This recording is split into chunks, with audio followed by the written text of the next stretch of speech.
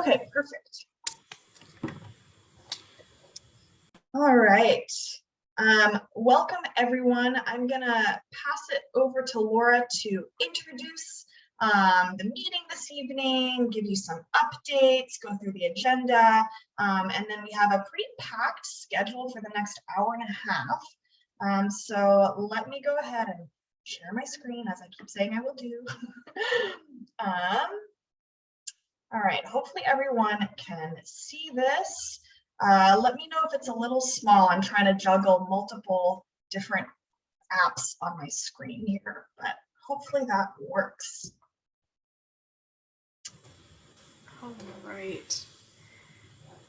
Good evening. My name is Laura Turway. I'm the Community Development Director for the City of Oregon City, so I support our building and our planning departments, and apologies for the bait and switch, but I will be your new Pete for a while, so I'll be your staff contact on this project until it comes to completion. But I just want to say thank you for attending. I know it's a nice night, and we really appreciate the time that you guys take to show up to these meetings.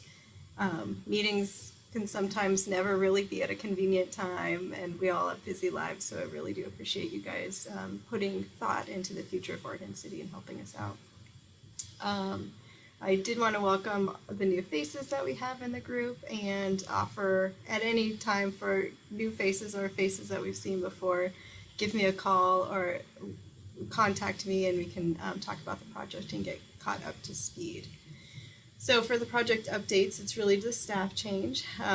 Pete has served Oregon City for more than 15 years and done a great job, and is very knowledgeable about development and very patient, and has been a really great asset for Oregon City and served us well, but has moved on to other things. So today is his first day of not being an Oregon City employee, so you get me, and I hope that's okay. Let me know if there's anything that we can do in any of these meetings or any of the communications that's been happening, if there's a better way that we can help support you. Today's agenda, we are going to talk about the revised vision statement. This is really sort of capping off that portion of the project. We want to go over what we've heard with our outreach and engagement activities, and look at the revised statement and have an opportunity for the PAT to discuss it and make sure that we're still headed in the right track. And then after that, we want to give an update on where we're going from here. So developing the comprehensive plan and what that entails, what is a comprehensive plan, and let you know what your role will be within that development process. And then, as always, we'll end with next steps, so we know what's to come. Next slide, please. But before we start, I know we've been talking about the weather, but our icebreaker for tonight is a question of what is your favorite neighborhood in Oregon City? I would say one of the things that I love about Oregon City is that we have neighborhoods with distinctly different characters and feelings. Kenema feels different than McLaughlin or the Hilltop or Park Place or Rivercrest, or you name it. So I'm excited to hear what your favorite neighborhood is in Oregon City. I am not going to call on you, so if you want to hold your favorite neighborhood to yourself, then feel free to, but if you want to just unmute yourself, we'll sort of have at it and see how many people speak up.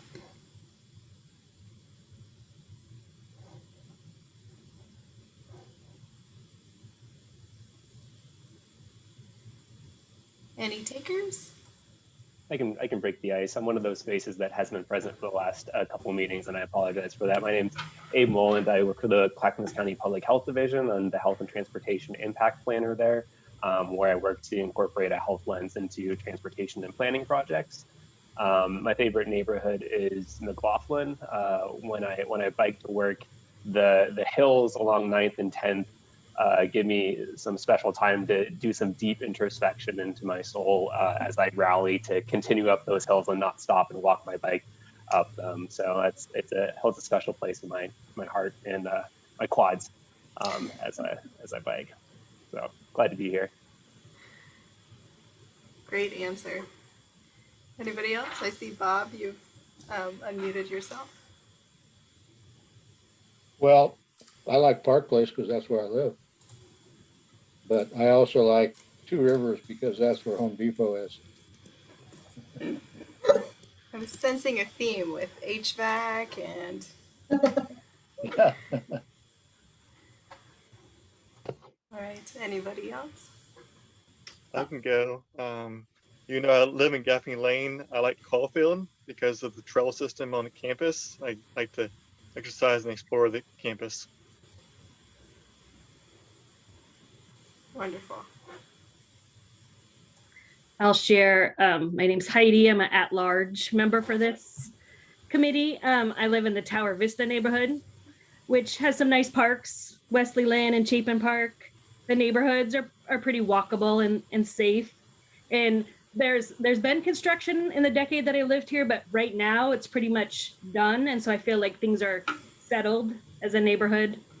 And we've had a lot of, nice new families come in, but also older families that have also lived here. So it's a good mix. That's great.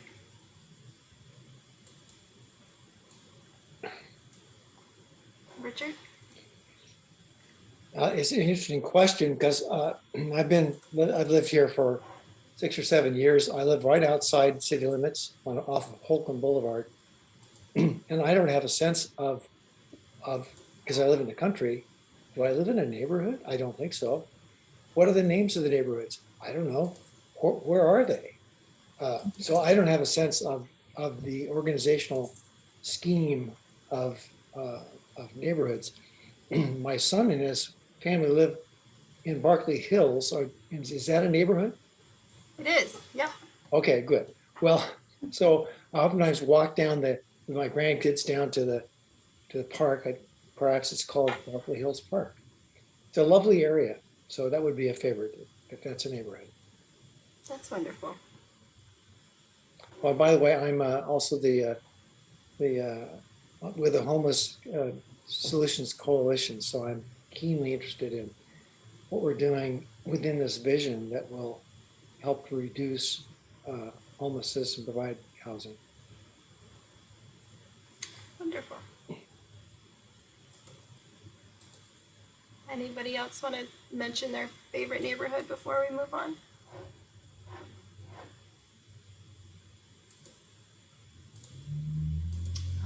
Right. Time. Yeah, or I'll throw in one thing. I'd have to say McLaughlin because I think it for a couple of reasons. It's the closest thing that we have to a truly walkable neighborhood where you can get access to services and retail and restaurants. It doesn't have everything, but it's pretty close. And the other thing that I really like about McLaughlin, certainly more compared to our newer neighborhoods, which I happen to live in one, and would probably rethink that decision if I had it to do over again, and I will have it to do over again. But there's such a diversity of housing types and lot sizes and ages of the housing stock in the McLaughlin neighborhood, and I think that just gives it such a character that a lot of our other, especially newer neighborhoods, don't have.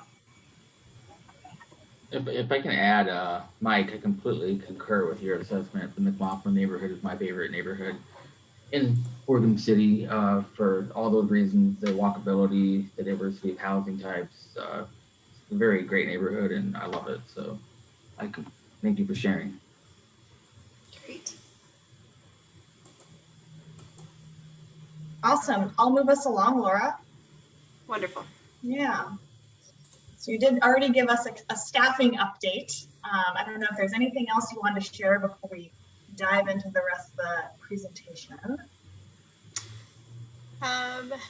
There's not. We're just happy that you're here and that you're participating, and happy to serve you and support you in whatever way that we can, and looking forward to wrapping up this visioning process and then moving on to the next phase, which is the comprehensive plan development. we're also kind of in the background finishing a couple of technical documents related to housing and our economy. So in order to adopt a comprehensive plan, we sort of have to have our finger on the pulse of what's happening with both of those things. And so you'll end up seeing them in a little bit, but just know that some of this other stuff is happening in the background and you'll see it soon. We do have a project schedule. We just like to show it for each of these meetings to reiterate that we've spent the last year-ish working on this community vision and really took a long time to get meaningful input from the community through a variety of ways. And that helped us create the vision statement. And the vision statement's really going to be the basis for updating our comprehensive plan. We already have a comprehensive plan now that tells us what we want to be when we grow up, but now we can update that based on what we've heard from the community. And so we're just about to, or within this meeting, starting that next phase. But that is it for the schedule. Are there any questions about this schedule? We'll end up completing the comprehensive plan towards the end of 2021, and then we'll get right into the approval process, which will be a series of hearings before Planning Commission and City Commission, who are ultimately responsible for adoption of that document. The only caveat I have is that we are going to pull this housing needs analysis forward just a little bit to get it adopted before December 31st is the goal, just because of some changes that have been made through the legislature. So, but that's it. Great. All right, everyone. I'm going to take it from here. So 2 parts to this meeting this evening. The first is to go back to the discussion we had as a group about a month ago on the draft vision statement and provide an update to you all on what we've been doing over the last month. As you were aware, there was a number of different activities and meetings and work sessions all around the draft vision statement in the last month or so. We collected and compiled all of that feedback, and then we have some suggested revisions based on the discussion we had with you last, as well as the feedback we got for all those different channels. And then, as Laura had mentioned, and as the agenda notes, we'll spend the other half of the meeting doing kind of a intro to comp planning. Hopefully the comprehensive plan guide found you all well and was useful in just either dispelling myths or just enabling folks to understand better what a comprehensive plan is and how it's used. So we can talk a little bit more about that and what the next couple of months look like. So first, our updated vision statement, still in draft form. But over the course of the last month, not only did we have a very robust discussion with you end of May, we also had a work session with our Planning Commission members. We had a work session with the Citizen Involvement Committee, for which Bob is our chair. And then at the same time, we also had an online community vision forum, which some of you may have participated in. We sent out a little media package for all of our PAT members to use in order to put the word out for this forum. So there's a lot of kind of flurry of activity on social media and through all the city's listservs and channels. So the draft vision statement was presented for review and comment and suggestions and feedback. The forum itself was live for 3 weeks. We also had a translated Spanish version. We had about 92 responses to it. And generally across the board, you'll have seen that or you'll have noted that in the kind of broad overview summary of the Community Vision Forum, that there was a pretty high level of support for each of the 4 themes. We had almost 80 to 90 respondents, or 90% of respondents indicating that they either loved or they liked most of each of the 4 vision statements. We also included the raw results as part of that summary, just to get an idea of folks that were entering in feedback or comments, just getting a pulse on what the feedback was all about. So lots of different activities, a lot of different discussions. We compiled all of that information together and scanned the feedback that we got. And here just is a bullet list of some of the top ideas or the comments or the suggestions that we saw repeated throughout or vocalized across all of those engagement activities. So I'll just walk through them. And then after that, I do have the updated vision statement on 4 slides. And I am happy to read them out, but I was also maybe going to take any raised hands or any volunteers if anybody wanted to read out one of the statements to the rest of the group. That would also be nice so that I don't hear my voice for the entire few minutes that will probably take. And then I can certainly note any key changes that were made, but all of the changes really reflect these bullets here. So the first one is to ensure statements are aspirational rather than pessimistic or used to describe current conditions. So that is just a reflection of kind of what we heard even through the Community Vision Forum and some other discussions, that we just wanted to make sure that all of our statements were aspirational and weren't being used to simply describe kind of the status or what is currently on the ground.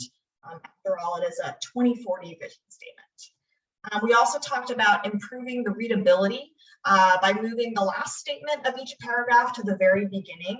And something we had discussed in the last PAT meeting was even in terms of formatting wise, making that first sentence kind of the bolded title of the entire theme. So we did do that.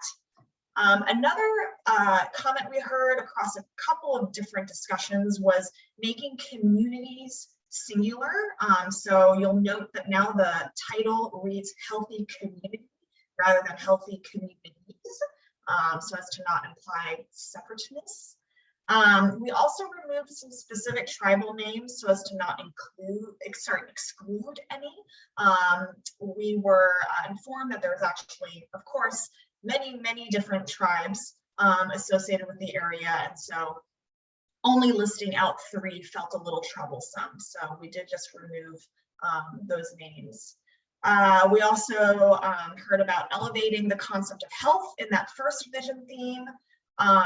We also heard that the concept of public safety was missed and should be included. There was a desire to better connect the idea of tourism to Oregon City, to not only the downtown area, but also just generally the city's historic and cultural attractions.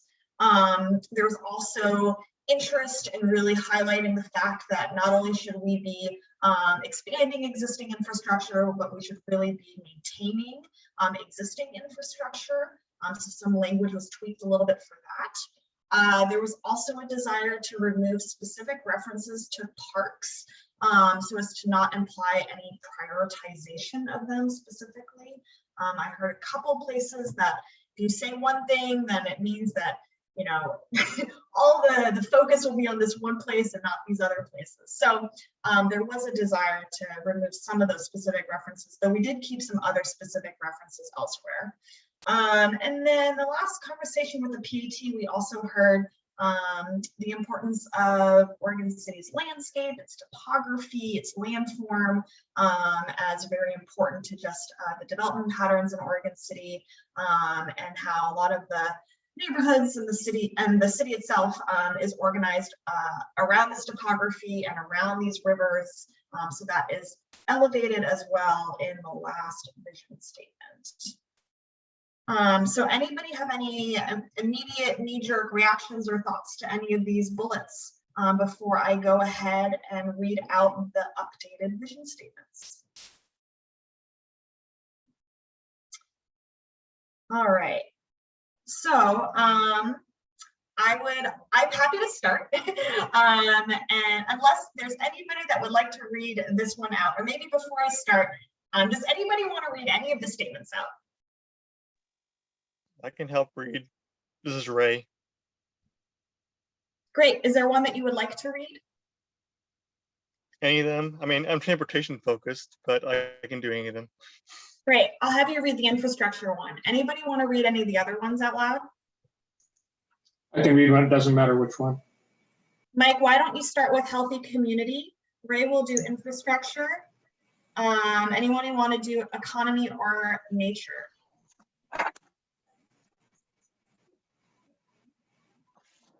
Okay, I'll do those.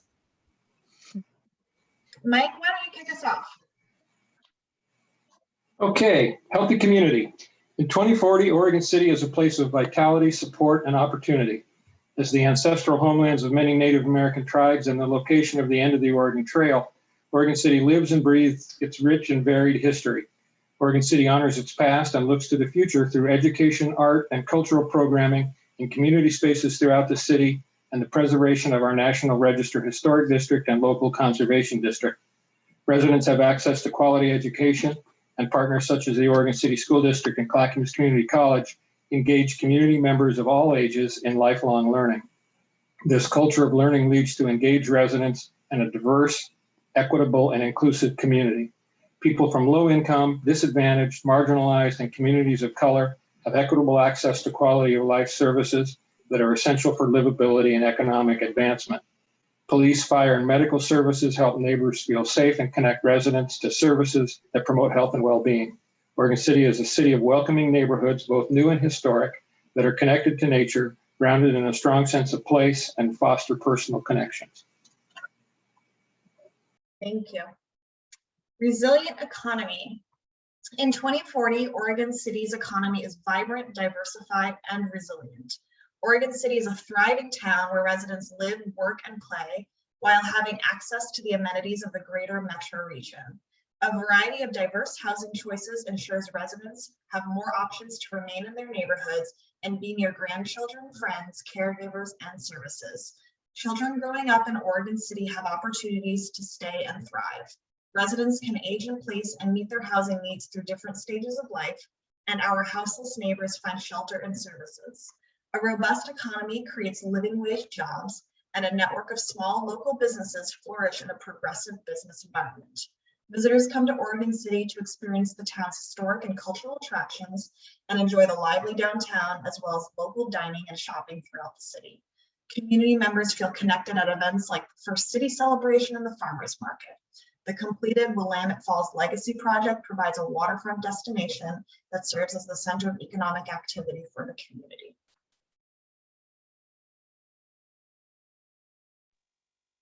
I got this one.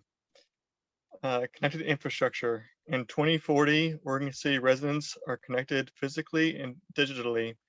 In the same way the municipal elevator ties neighborhoods together within the city, Oregon City connects people to places through a network of safe and convenient streets, sidewalks, bike paths, and multi-use trails.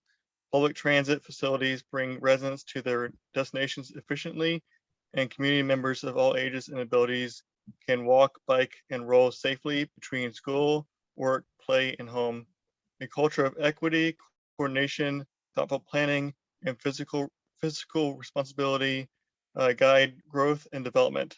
Infrastructure and utilities such as water, sewer, and stormwater are maintained and improved in established neighborhoods and strategically planned in developing areas. Access to state-of-the-art communication infrastructure closes the digital divide, strengthening education and engagement, and provides a lifeline to emergency services. Oregon City is a collaborative and effective partner that coordinates with neighboring jurisdictions and regional, statewide, and federal agencies to advance transportation, utility, and communication infrastructure. Thanks, Ray. All right, last one, protected environment. In 2040, Oregon City preserves the integrity of its natural resources and connects people to nature. Oregon City is a leader in protecting the environment and reducing the community's carbon footprint. A climate action plan guides the city's investments in clean energy, waste reduction, air, and water quality. The city promotes an efficient use of land that responds to the town's landscape and topography and weaves natural resources into the fabric of its neighborhoods. The powerful Willamette Falls and clean Willamette and Clackamas rivers are the jewels of Oregon City, supporting healthy habitats for fish, wildlife, and native vegetation. Oregon City is known for its extensive tree canopy and majestic groves, meandering creeks and streams, and undisturbed wildlife. A network of trails and greenways that connects local parks, waterways, and open spaces inspire residents and visitors to hike, bike, boat, fish, and recreate throughout the city. All right. So that was the revised vision statement. You'll likely have noticed a couple of language tweaks and additions and rearrangement of statements, but I just want to put this in front of you all to get kind of your thoughts, any reflections, and if this is a draft that you can support. So I'll kind of keep it open to the broader, just to the group. I wouldn't need to go into any breakout rooms, but just want to spend, maybe the next 5 to 10 minutes chatting about this. If there, or if there's any feedback. Should we just go through them one by one? Sure, I can go back. Let me go here. Healthy community. Any thoughts, reflections? Ray, I like how the police, fire, and medical services sentence looks like that was added since last time, and I think that gets into the safety aspect for policing and other services. So I like that sentence. Yeah, that was an added statement to address the comment about just missing the concept of public safety in general. And I submitted that comment, so thanks for adding that. Oh, you weren't the only one, actually, Ray. We heard it at a couple of other places, so you were onto something. Anyone else on this one in particular? Mike? And then Abe? Yeah, the only thing on this one, I really like the way the wording is now, but I'm still a little concerned that healthy community by itself doesn't really cover it. And to me, I'm thinking, would healthy and welcoming community maybe encompass what this really means more? I think some people may look at that and healthy and think purely, physical health, and not some of the other things that healthy means when you talk about a community. So I would suggest healthy and welcoming community, but I'm open for obviously other suggestions or ideas.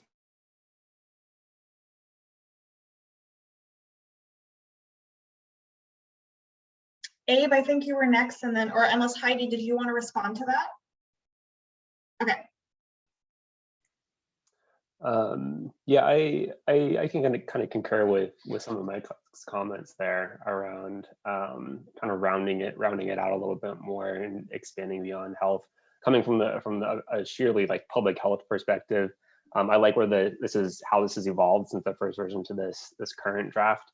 For me, it kind of misses the health outcome component a little bit still, and I'm wondering if it's a quick fix of adding an essential for livability, health, and economic advancement to really just tie how our social, economic, and built environments influence health. Yeah, that's a great, that would certainly be an easy add. Heidi. So my comment is the sentence, people from low income, disadvantaged, marginalized, and communities of color have equitable access. They're all important subgroups, but I feel like just saying historically disadvantaged or historically marginalized would be more to the point rather than listing out all of the groups. It just seems a little redundant or wordy. Yeah, it is a little wordy. Okay. And I concur, the healthy has never been my favorite word. Thriving or welcoming or something else. I would like to think about that wording a little bit. Okay, and you're thinking primarily in the title, maybe healthy and welcoming. Yes, in the title. Okay. Yes, and then just rewording or taking out some of those describing words in that other sentence. Sounds good. Richard? You're on mute. a comment about all four first. I think it's really challenging to create without it feeling too dense. You've really packed a lot into a readable set of four themes. I'm really impressed with that. There was a comment in one of the pre-readings that you sent out where someone talked about this sounded like a wish list.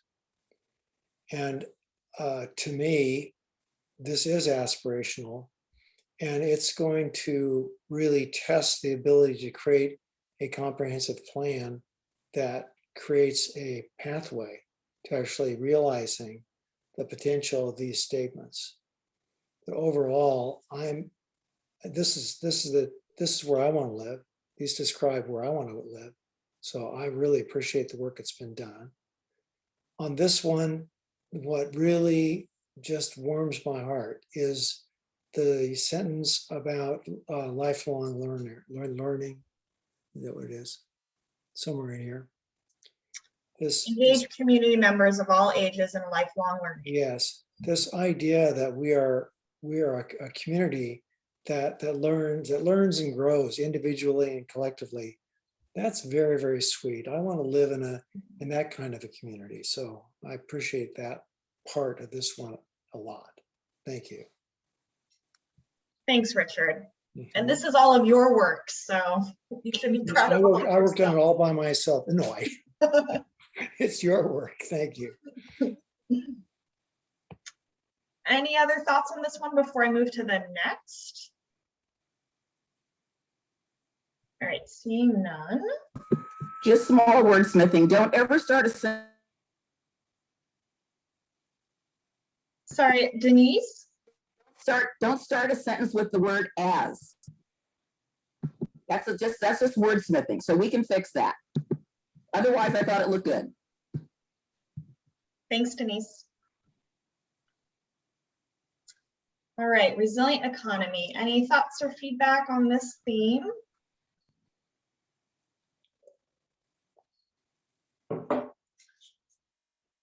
Mike? You know I'd have something to say, right? That's great. I like this. I would change one word. I would change grandchildren to family. Great. And again, although I promise this is the only other one, I'm not sold on resilient economy by itself. I don't know whether resilient and diverse is something, but it came up in one of our previous comments that resilient usually is used to like recovering from or able to recover from a disaster. And there's more to it than that. So I just think we ought to expand that title just a little. And then change grandchildren to family. Okay. Richard? No, I was applauding Mike's comment about resilient, which seems to me I had the same perception. Does anybody have a word that they prefer? Or ideas? When you said vibrant, diversified and resilient, maybe it's vibrant, diverse and resilient, those work better as a group, but then we try to, that's too long for a title, so I see the dilemma. A robust economy is also an idea. Yeah. Ray, you have your hand up. Yeah, I have a question about the local dining and shopping throughout the city, because that seems very land use dependent, especially I'm thinking about like hilltop area. It's very, doesn't really have local businesses, has more like, fast food restaurants and corporate restaurants. And so I don't know if it's realistic to think that there'll be local owned businesses throughout the city by 2040 when, land use, I don't think it's going to change that quickly along Malala Avenue, Highway 213 areas that I live in. I don't think those businesses are going to change anytime soon. I'd like to see them change, but I just don't know if that's realistic to say that local dining and shopping can happen throughout the city. Well, here we are at a comprehensive plan that directs land use.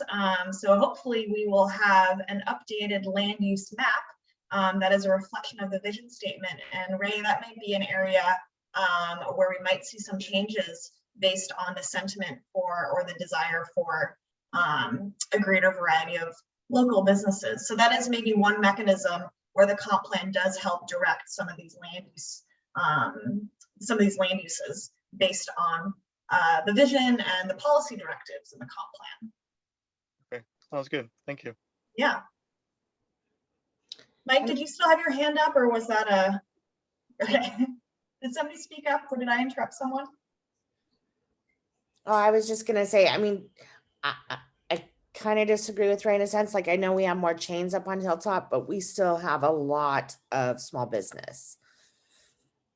So I think I think this is great. I think resilient, I agree. I think we need to kind of wordsmith that a little bit, because and maybe it's just because we're all hypersensitive to the pandemic, the fire, Right. the ice, the heat. Like, it feels like we have had to be a little resilient this last year. So Yeah, well noted. I see some folks are adding some ideas to the chat. So if anybody does have any ideas for statements, please feel free to dump them in the chat. We'll collect them. All right, anyone else on this one before I move us along? Okay. Connected infrastructure, any reflections or thoughts on this one?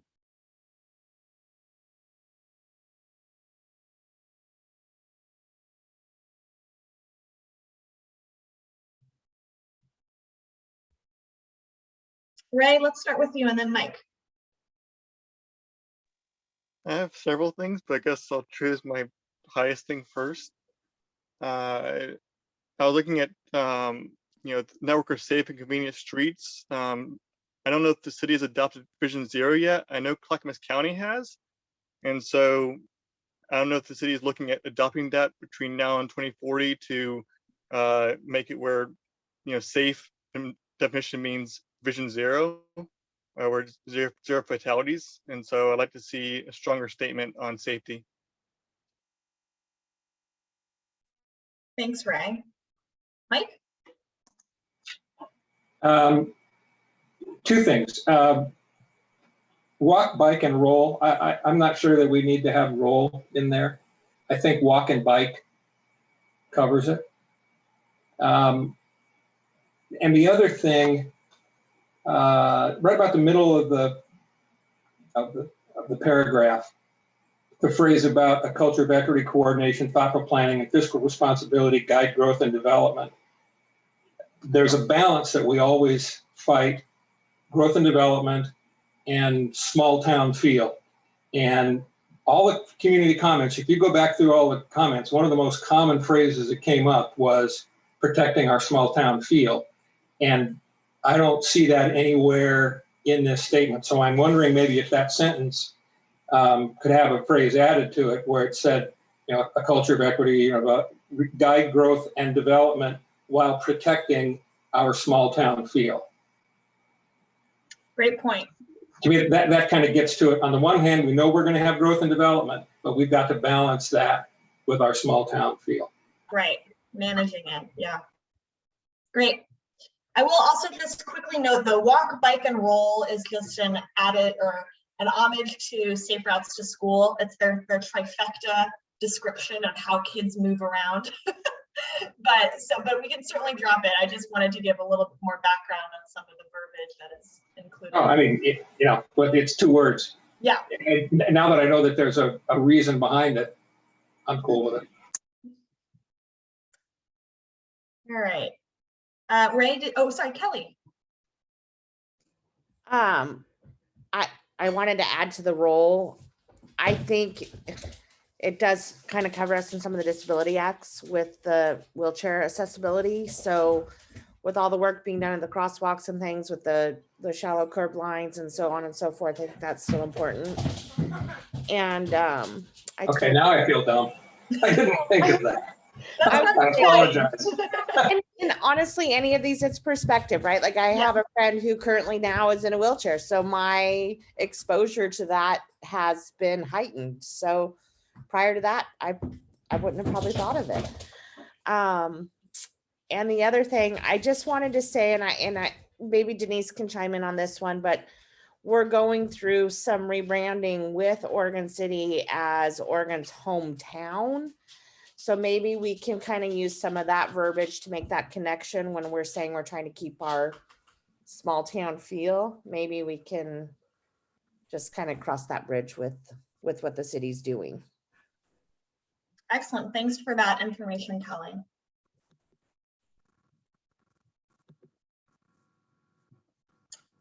Ray, did you still have your hand up, or?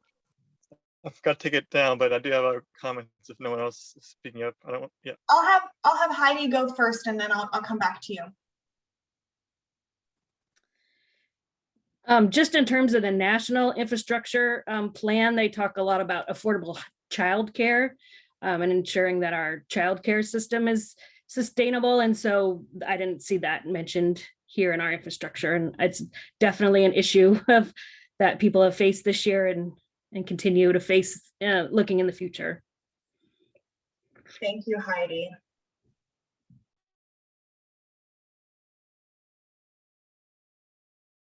Ray? On the topic of walk, bike, and roll, I don't know if Oregon City is looking by 2040 to have scooters. But I know scooters have been in Milwaukee, and that could be a potential way to get up and down the hills because there'd be electric scooters possibly. And so I like to advocate for scooters to be added to that line. If that's something Oregon City is open to discussing. These are all great ideas. I will say, if some of them you feel aren't totally captured in the vision statement, there's also going to be ample opportunity to speak to these more specific concepts in the goals and the policies. So there is definitely a lot more ahead of us where we can make sure we capture all of these ideas. Denise? I just wanted to add, maybe we should just talk about it in terms of multimodal. I've had discussions with Ray and others about the fact, one of the reasons why scooters don't work in Oregon City. Our sidewalks are very narrow, and we already have street furniture, street trees, garbage cans, parking meters, and there is really no room left for the pedestrians if we start adding other things. So maybe the way to say it is, you said walk, bike, and roll or whatever. So there are, without being specific, leave it open so that if there is an opportunity for that to occur, it's not totally pinning us down because they're going to pretty much have to ride in the street. Thank you, Denise. I will say I have the same concerns as Denise with the limited space, especially if the city isn't willing to budge on car parking, because that's usually what a lot of cities do to provide space for scooters and walking and stuff like that. And so car parking is definitely something that I'll discuss more about in the future. Great. Thanks, Ray. All right, I'm going to move us on to the next one. Protected environment.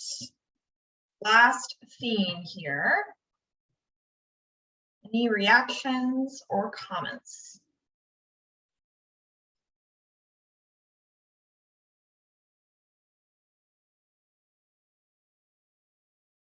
Ray? I don't want to speak too much, but I'll go ahead. I wish the statement had more about car dependency, because I mean, it mentions about reducing communities' carbon footprint, but doesn't specifically call out car dependency. And in my opinion, I feel like the city should have a tough discussion about how far we're willing to go to reduce our carbon footprint, because car dependency is pretty much the #1 source of carbon footprint in the city, at least when I've researched. So that's what I like to advocate for.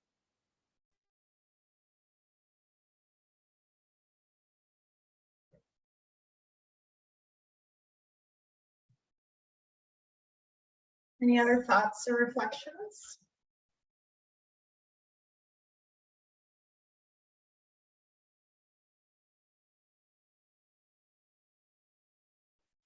All right. Oh, Rich. I don't know where to make this comment. Some say that knowledge is doubling every 13 months. And a recent article said that it would double much more rapidly. A lot of the language that's in these 4 statements, if we were to fast forward to 2040, we'd probably look back and say, gosh, what were we thinking in 2021 was, but there's no way we can predict what those changes will be. It seems like with change increasing so dramatically in every way,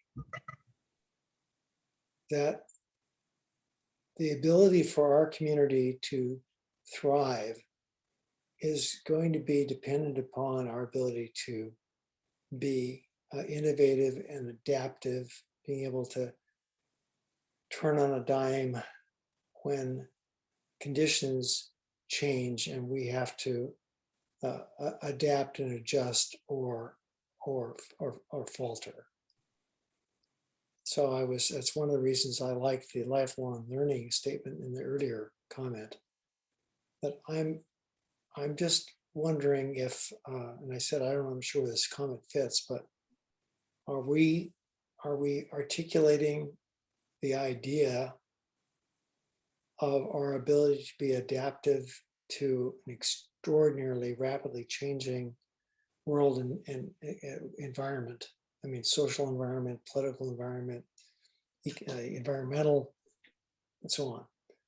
So just it feels like there's something that is missing from our vision in that regard. If someone sees it and I'm just not seeing it, please point it out. Thank you.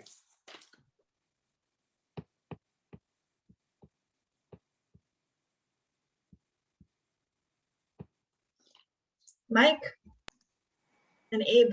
Richard, I think that was a great comment, and I don't know where to fit that in either. But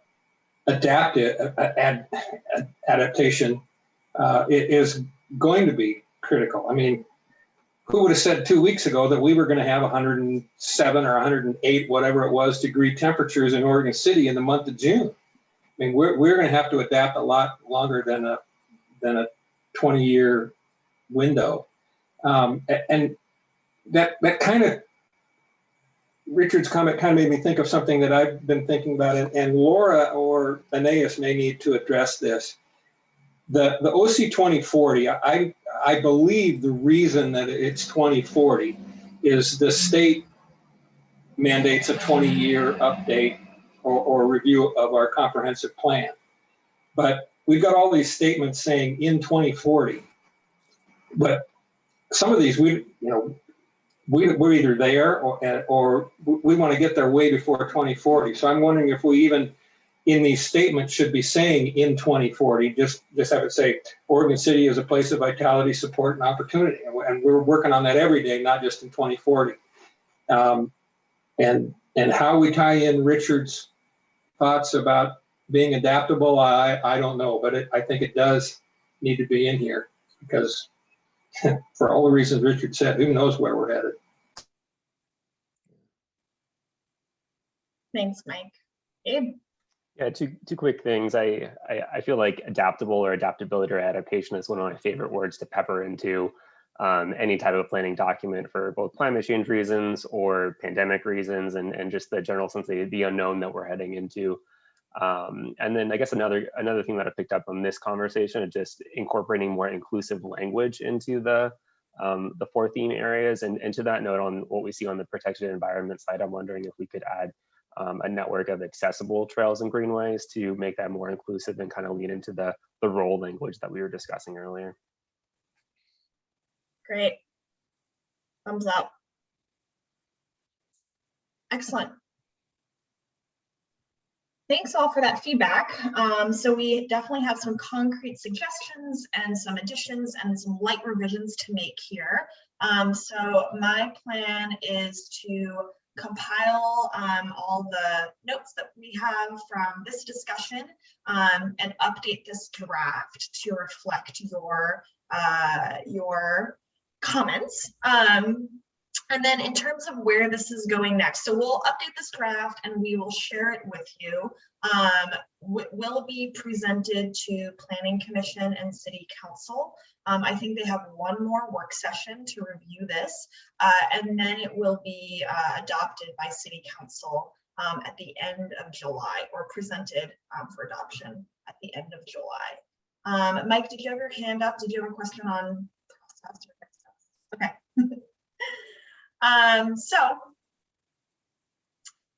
Thank you for that. As I mentioned, we'll update this, we'll send it back out, and then I will share with you the dates of that work session and that hearing at the end of July. I do have them up somewhere, so let me just make sure to announce that at the end of the meeting so you can keep track of that. But I did want to just say, before we kind of switch gears, it's 5 to 7, we have about 35 minutes together. I really did want to thank each and every one of you for the immense amount of work you did in not only running community conversations and putting out the online survey we had, and just really pushing this out to your own networks, but then also engaging in these discussions. I know we've spent quite a bit of time over the last, what is it now, it's the 8th PAT meeting, talking about this. So, you know, it's not insignificant, and your feedback and your guidance has been really quite powerful in pulling this together. So you should all be quite proud of the work that's been done, and yeah, and all of your efforts that you have put into this. So I know it's going to be interesting. We're going to kind of pivot here and start talking about the comprehensive plan, and you'll quickly see that the time that we have for our comp plan is not nearly the same amount of time that we've spent on the visioning process. So you know, the visioning process was really the most important place for us to assess, you know, where we're starting from and where we want to go. There's a lot of stuff going into the comprehensive plan, a lot of work that's been going on behind the scenes that we're going to be sharing with you, and we're going to be learning together with you. But yeah, so there's going to be an interesting difference in timeline and project timeline essentially. But before that, just more than anything, you guys have spent an enormous amount of time on this. So thank you all so much. And we're really excited to move this along. And of course, I did want to just plug before we move on here, at the work session, or actually no, at the hearing at the end of July, you know, if there are any PAT members that want to attend that hearing and provide any testimony or any testimony essentially for that, for the draft vision statement. Anyone is more than welcome to do so, and just speak to your experience in pulling this together or helping pull this together. So, all right, any questions before I move us to our next topic this evening?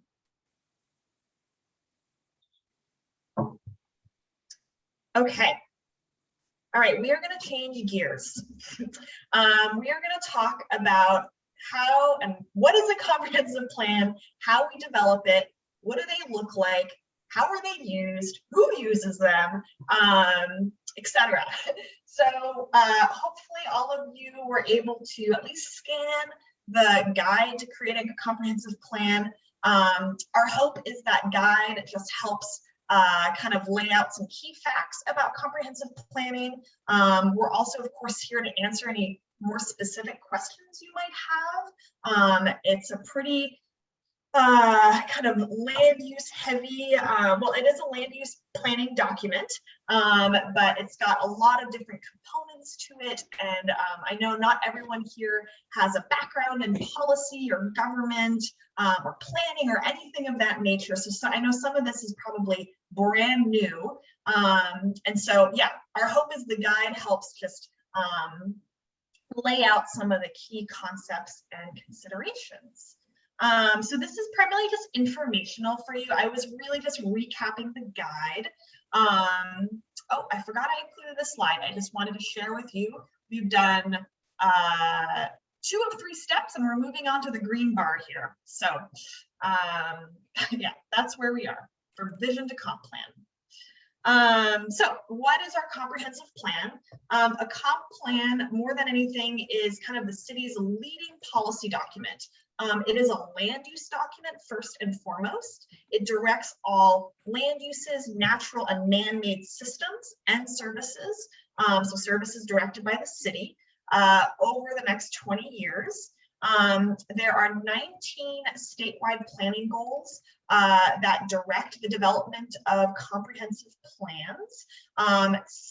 13 of them apply to Oregon City, and comprehensive plans can be organized specifically around each of those goals. You'll see some comp plans that are, goal 1, XYZ, goal 2, XYZ. There are other comp plans that are organized around themes or other types of frameworks. And you'll note, I don't know if anybody has done some digging already, but maybe this will be homework for the next meeting, to take a look at Oregon City's current comprehensive plan.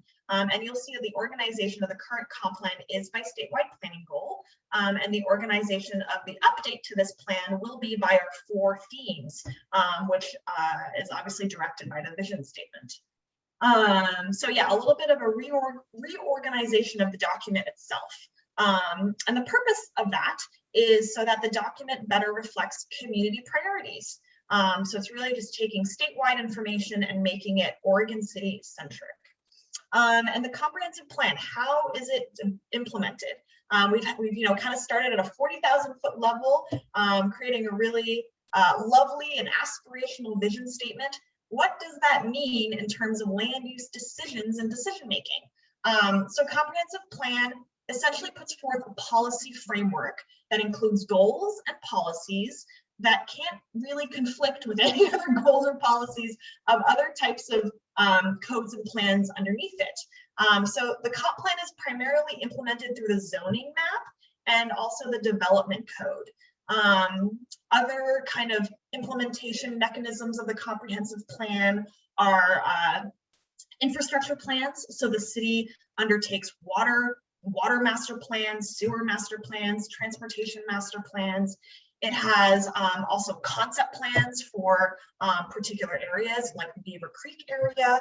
And of course, it's got the zoning code. So all of these kind of sub planning documents are guided by the comprehensive plan, in that the goals and policies outlined in the comp plan should be captured by any of the master plans, concept plans, other topic specific plans, as well as the development code and the zoning map. And in addition, a comprehensive plan can also trickle down to how each city department develops their own work plans.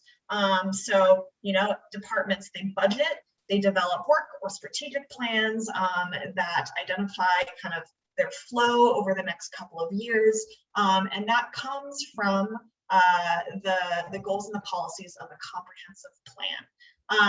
So what was I gonna, oh yeah. So what, how are these goals and what do these goals and policies say? Kind of at what level of thinking are we at when we're working in the comprehensive plan? So hopefully this graphic kind of shows you the nested hierarchy of how we work from vision to goal to policy. So of course, vision is very, very broad. We kind of provide this aspirational overarching direction that describes our future desired state. The goal is a subset of our vision statement. So it's still fairly broad, but it's a little bit more specific in that it identifies or defines, it's a purpose statement essentially, and it defines what the community wants to achieve in slightly more specific terms. And then policies, you can have a number of policies under one goal, and they are a clear statement guiding specific course of action for decision makers to achieve that desired goal. And then the grayed out section, this action item, this is kind of how you move the policy into an action item. And I think the guide itself gave some examples of a goal to a policy and then what an action statement or action item would be, just to help kind of differentiate the different scales of information that are being presented in each of those categories, from goal, policy to action item. Richard, I'll get to you in just one moment. I'll just finish here these slides, or this one slide. So one thing to note is that, of course, the comprehensive plan covers a really wide variety of topics and concepts. And most people are asking themselves, what happens if these topics or these concepts conflict? You know, what if we say we want this in one place, but we also want that somewhere else? So the comprehensive plan is not meant to be a priority list, but rather it is meant to explain the full spectrum of the full spectrum of the policy framework. So all of the ideas that we want to capture in this long range planning document. So there's no hierarchy that is implied. What it comes down to is basically balancing multiple competing objectives when making land use decisions. And that comes down to the decision makers. So the comprehensive plan gives them a guide for all the full spectrum of policies and directives. And then it is the decision makers that are able to balance all of these different priorities when making land use decisions. So all of these should really be accounted for and considered. And then, of course, just in terms of writing these goals and policies, we really do want to make sure our language is clear in each of them, that they're balanced, and that they are actionable. That was probably a lot of word. Sorry if you didn't follow me fully, but I'm here to answer any questions. Richard, please, you had your hand up. I was looking at this chart and I was thinking about the visions being a 20-year idea, and goals and policies and action items would have shorter duration. You probably have said this at some other point. I'm trying to think about how the visioning process is every 20 years, but the rest of it would be, you talked about a living document, but it's got to be changed. I noticed in the pre-work that you sent out, it talks about, it says, if rapidly changing conditions warrant reconsideration of the plan's goals and policies between the required periodic review periods, generally every 10 years. I read that and I thought, 10 years? If it requires, I mean, in my view, a year or two from now, we may be wanting to reflect, we may want to be making some changes basing on, and I'm back to the theme of adaptation. So I just was looking at this and trying to see, you know, maybe every 20 years was a good idea when, 50 or 60 years ago when this whole process got started, but it feels like it's way too long now, or it just seems weird to me. Sorry to be so inarticulate. No, it's okay. I will say that we plan for a 20-year horizon. A city can take on periodic review, but at the same time, actually, a comprehensive plan can be continuously updated. Ideally, you're not overhauling your comp plan or overhauling a whole set of goals and policies every couple of years, and you've done the work to be able to capture changing trends. But a comprehensive plan can be amended as time goes by, regardless of this periodic review or the 20-year framework. Yeah. Thank you. Any other questions? My next slide is just simply some examples of a goal versus a policy. Bob's hand is up. Oh, Bob, thank you. Yes, I'm curious, once we get into the guts of this thing, of course, in reading the present comprehensive plan, there's references to many timelines for policies. For example, a policy referenced that was dated in 2006 and then updated in 2017. Who will be responsible for inserting those updated policies in the comprehensive plan or the references to those policies?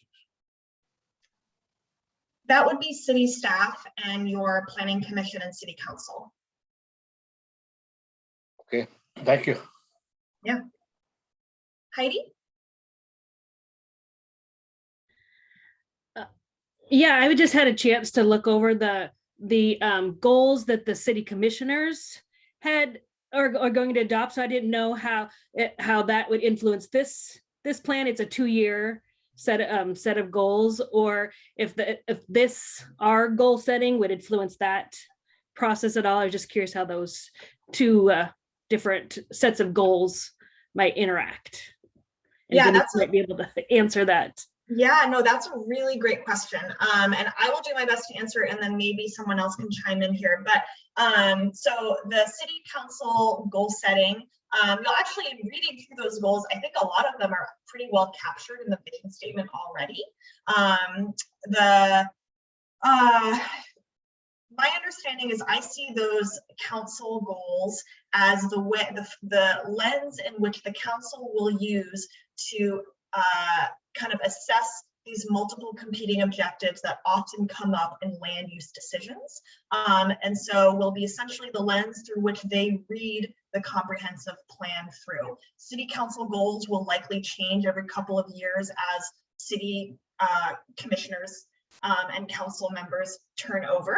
But that is kind of my understanding of the interaction, is that will be the lens through which they make land use decisions and understand or review the comprehensive plan.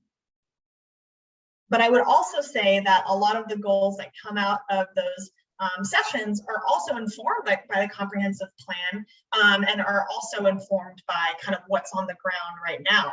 So these priorities, priorities will change every couple of years, and what is a priority now might be still a priority in a couple of years, but might be less of a priority than something else.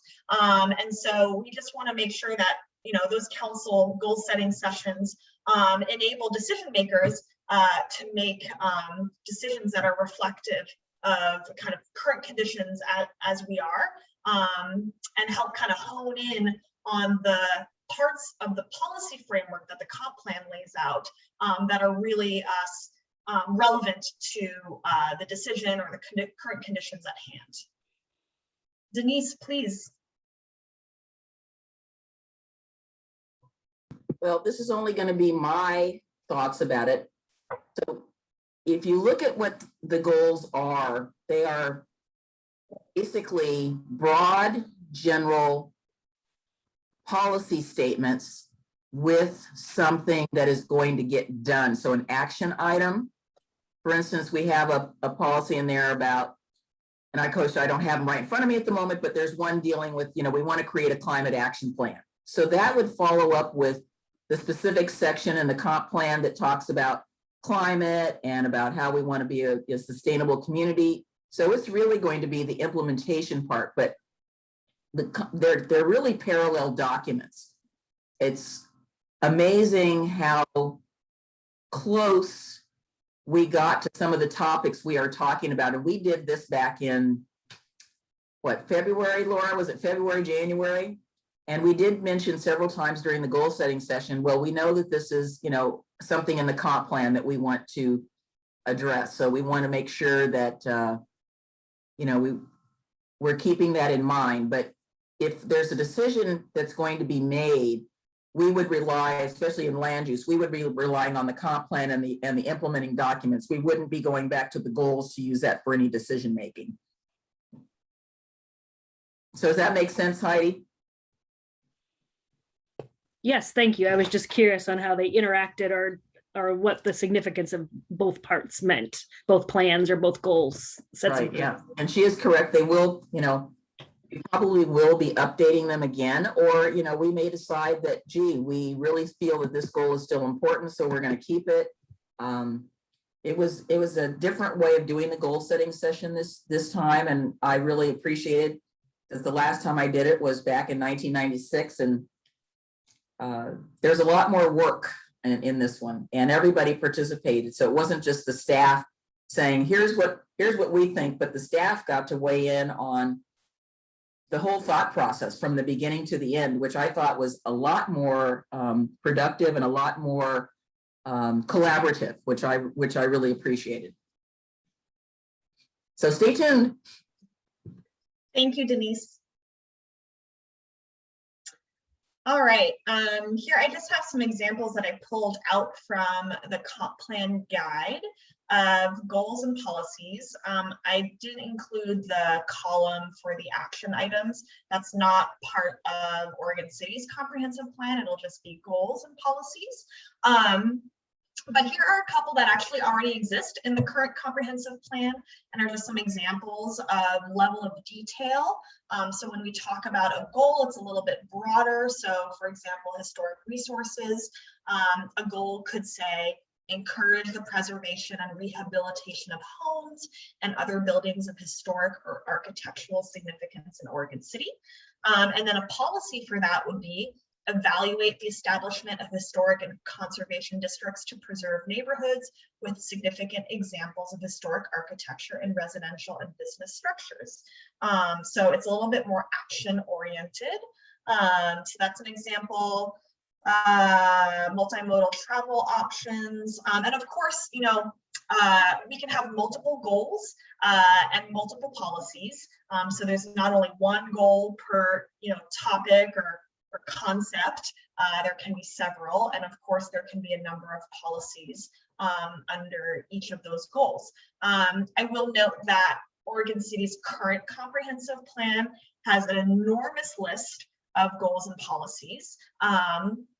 And it is staff's hope to just help trim that down a little bit, avoid some of the duplication that can sometimes happen with that many policies, and just make it a little bit more manageable of a document.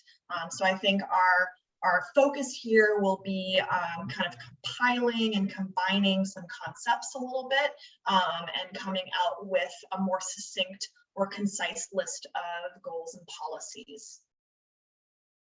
Any reflections on this before I move us along? Okay. So of course, what's next? What does this mean for our PAT? What is your level of engagement? Where are we going? So I'm going to walk through the next 4 PAT meetings that we have and our schedule and kind of what we're hoping to cover in each of those meetings. I'll talk briefly about these chapter development summits and what that might entail. I will just preface that with we're still in the works on figuring out exactly what that will look like, but it's coming up soon and we'll have a lot more information for you in July when we meet next. And then we are interested in hearing from you if there's a particular chapter of interest if you have interest in a particular chapter and would like to help do a bit of a deeper dive in that specific chapter as we run the summits and as we talk about the goals and policies for each. I think it'll be a slightly more manageable way of kind of focusing our energy and efforts and making sure that everyone gets to engage with something that they feel is close to them. So quick run through the next 4 meetings. We actually only have 4 more PAT meetings through the end of this process. So there's a lot to go through. Our next meeting is next month at the end of July. And the purpose of that meeting is going to be a lot of learning and a lot of information sharing. Laura mentioned at the beginning of this meeting, the city is currently undertaking some technical analysis when it comes to housing and economic trends. You're going to have a presentation by Echo Northwest that will be presenting the trends, housing and economic trends from 2 documents, one known as a supplemental housing needs analysis, and the other is an economic study. So they'll be presenting the background information on those 2 documents, and then you will also be receiving background reports on each of the 4 comp plan chapters that will provide a fairly broad overview of kind of current conditions for each of these 4 chapter areas. You know, what currently is existing and you know what's going on in Oregon City, and what are some key trends around the topics that are captured in each of those 4 chapters. And as I'm using the word chapters, I'm referring to those 4 vision themes. I think as a group we probably need to get pretty clear on the nomenclature for theme versus chapter, so we all know what we're talking about. But here, when I say chapter, I'm talking about each of those 4 vision paragraphs, essentially. So we're going to meet in July. We're going to have a lot to go over. And then the next time we will kind of all see each other, but probably a little bit more fragmented, will be in September, where we run these summits. And these will be public-facing, community-wide chapter development summits. And this is where we are going to ask you PAT members to help co-host or facilitate, or unclear if it will be a workshop style or if it will be primarily virtual and online. But essentially we are going to have kind of a forum where we can start to review some of the background information for each of these 4 chapters, but then identify what are the key goals that we want out of the aspirations that are set forth in the vision statement. Then we're going to come back together as a group in October. We'll discuss kind of what we heard at each of these development summits, kind of review the data and the feedback, particularly if it's online. There'll probably be a lot of stuff that's coming in online. And then we will also review some draft goals for each chapter. So that's something you can react to. And then kind of the collaborative element of that meeting will be brainstorming some potential policy concepts for each of those draft goals. So we might break out into groups for that. The next meeting,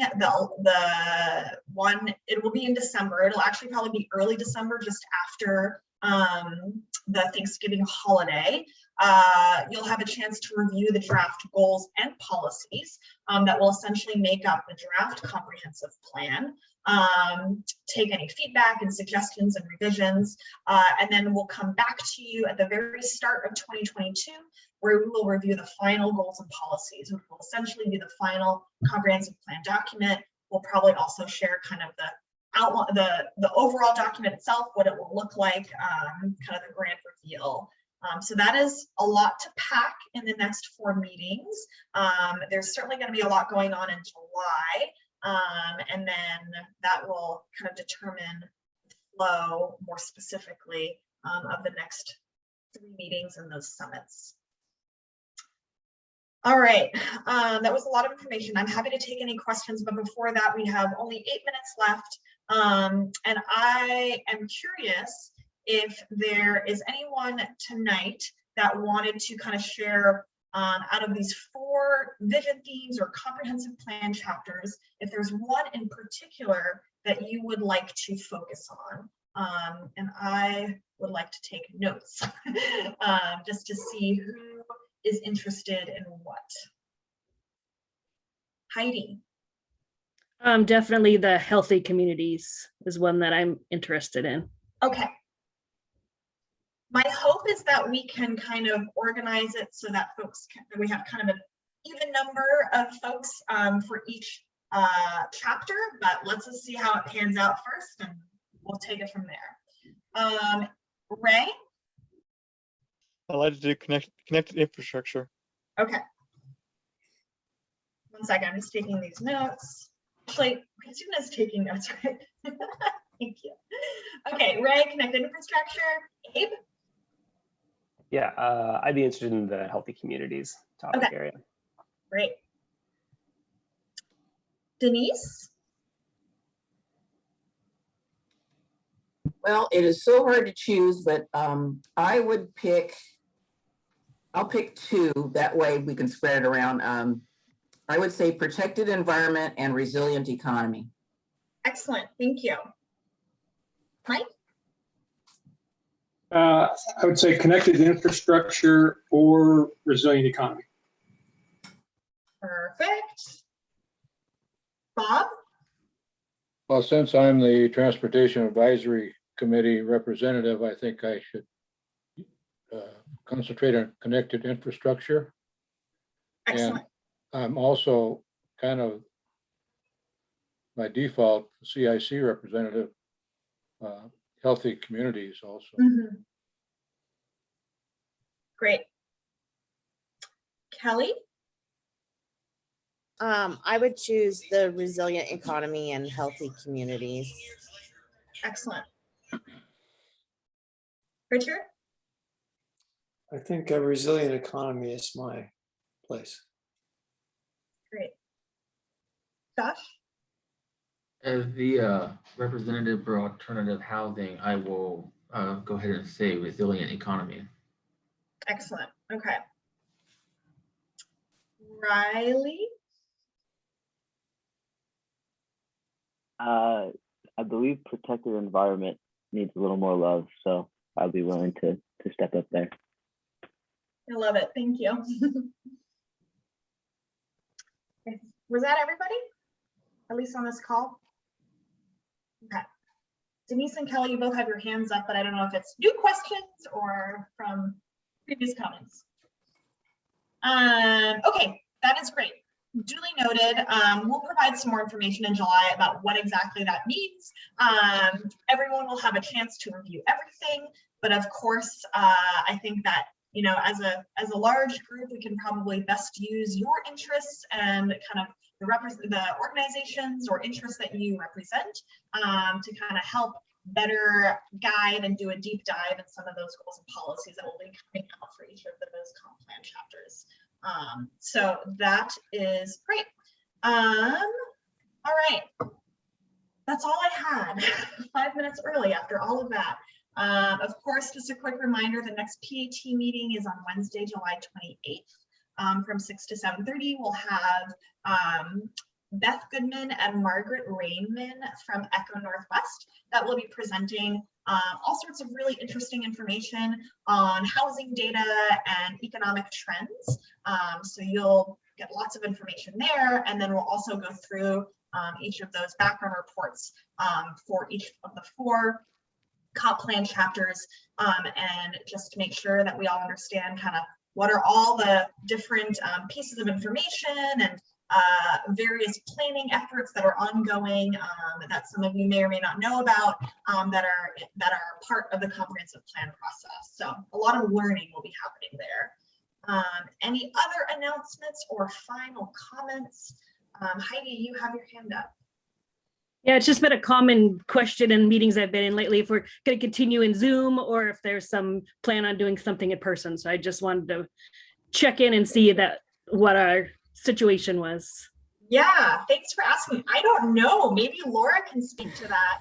I think there's definitely opportunity, especially at the October meeting, where there's going to be a lot of brainstorming and probably some workshopping to be had, where there's not, hopefully we can all be together for that and just have a more robust conversation. We can all physically move around to different tables and chat. But Laura, do you have any updates on that? The July meeting will be on Zoom, but beyond that, it's still unknown. We'll wait and see what happens. Maybe I jumped the gun in my desire for October. Or not. Great. Does somebody else have their hand up? Or did I imagine that? Well, I did. I was hoping that we'd go immediately into person-to-person meetings, but I guess the decision has already been made for the July meeting. Yeah, that is also, funnily enough, the Echo Northwest did have some just scheduling conflicts on the 28th. So the Zoom meeting is definitely a format that we do need to have just so that we can have them on Wednesday evenings. So I'm really glad that we're all so adept at using this platform that now we can make almost anything work.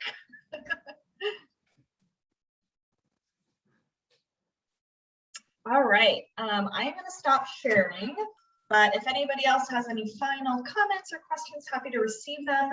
Otherwise, I hope everyone has a great evening, and we will be following up with an updated draft vision that reflects the discussion tonight, and that will be presented to Planning Commission, the work session. Oh, right, I was going to announce those 2 dates. Does anybody have that in front of them? I can take a moment to quickly note them. I think the hearing for the city council hearing on adopting the vision was July 27th. Is my Laura? Perhaps August 4th. Perhaps August 4th. Okay. Sounds good. By end of July, early August. And then I think there's one more work session that will be in mid-July. Maybe we'll follow up via email. I think that's July 13th. Great. Okay. July 13th, work session with the Planning Commission. But I think more importantly for the PAT, if folks didn't want to attend that hearing, we'll make sure to let everyone know exactly what that date will be. Maybe we'll transmit that in our email along with the updated draft. Okay. Thank you all. Have a great night. Thank Thank you, you Laura. guys. Oh. Thanks for your Bye. thoughtful Thanks. comments. you.